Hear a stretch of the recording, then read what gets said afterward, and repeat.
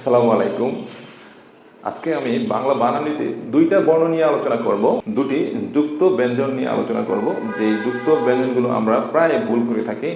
আমি যখন দেখি যে ফেসবুকে লেখালেখি বা পোস্টে বিভিন্ন জায়গায় আমরা দেখি যে বড় ছোট আমরা অনেকেই এই ভুলটা করে থাকি।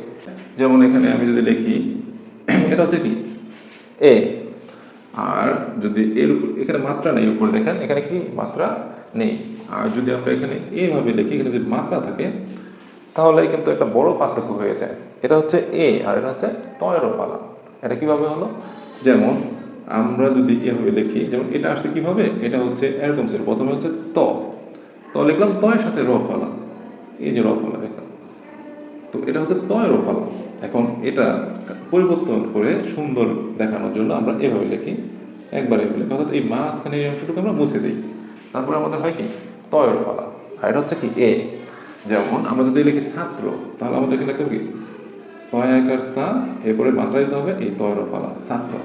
কিন্তু আমাদের অনেকেই দেখি যে এখানে লেখে এভাবে লেখে ছয় একার সা এ, তাহলে কি হয় সায় হয়ে যায়, এখানে কিন্তু ছাত্র হলো না। যেমন আমি লিখি মাত্র, ময়কার মা, এখানে হবে কি তয়ের ফলা, মাত্র। হ্যাঁ, তা অর্থাৎ এখানে ত যোগ র ফলা, এই দুইটা মিলে হয় হচ্ছে তয়ের ফলা। এটা হচ্ছে একটা যুক্ত ব্যঞ্জন। আবার এখানে মাত্র জায়গায় অনেকে লেখে ময়কার মা এ। অনেক শিক্ষিত লোককেও আমি দেখেছি এভাবে লিখতে, অর্থাৎ উপরে মাত্রা থাকে না। একটা মাত্রা অনেক গুরুত্বপূর্ণ একটা জিনিস। একটা মাত্রার কারণে দেখেন এখানে অর্থ চেঞ্জ হয়েছে। এখানে হচ্ছে কি মায়, এখানে হচ্ছে কি সাই, আর হচ্ছে ছাত্র, এটা হচ্ছে কি মাত্র। আরেকটা বিষয় আছে, যে আরেকটা যুক্ত ব্যঞ্জন আছে, সেটা হচ্ছে যেমন স্বরবর্ণে এটা হচ্ছে কি ও, আর ব্যঞ্জন বর্ণে এটা হচ্ছে কি তয়ে থ।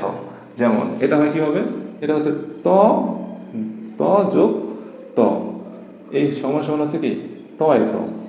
হ্যাঁ, তো এটাকে যদি আমরা লিখতাম ত আবার কি ত, কেমন জানি লাগে দেখতে। এই জন্য কি করে এই মাঝখানের অংশটুকু কি করছে মুছে দিছে। যারা ভাষা নিয়ে কাজ করে বা যে ভাষাবিদ আছে, হ্যাঁ, তারা ব্যাকরণবিদ আছে, তারা এটাকে এভাবে লিখেছে। হ্যাঁ, বা বিবর্তনের মাধ্যমে এভাবে হয়েছে।